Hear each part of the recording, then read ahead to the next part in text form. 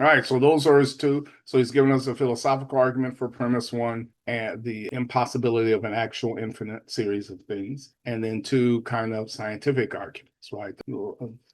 Second law of thermodynamics and the classical Big Bang theory. All right, well, what about premise two, right? The beginning of the universe was caused. And he says this is confirmed by universal experience with no clear counterexamples. Alleged cases, he tells us from science, where something comes from nothing actually involves one thing coming into existence from something else, right? Lead from uranium, for instance, right? And so even though, oh, here's this case where something came from nothing. Well, no, actually something came into existence from something else, what science always measures, right? And so he tells us that this premise is also confirmed philosophically by analyzing the nature of nothingness, right? So nothingness, he says, is a total, complete lack of any being whatever. No properties, events, causal powers, etc. No real thing, he tells us, can just pop into existence from nothing, right? Right. And so that is he's suggesting that is evidence that the beginning of the universe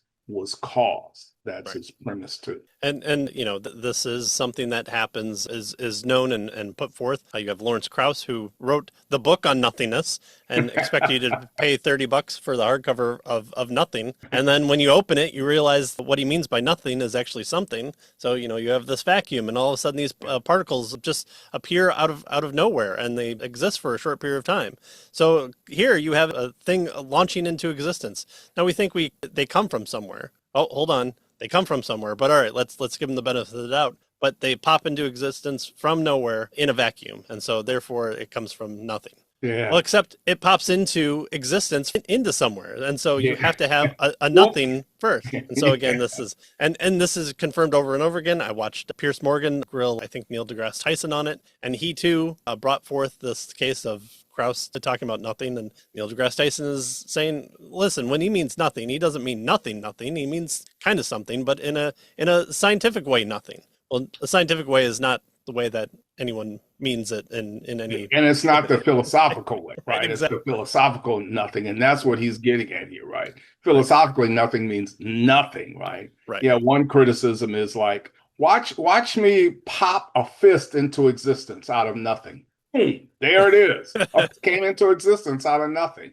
Well, no, there was no fist there, but there was something there, Right. So that's the basic idea. Exactly. So Yeah.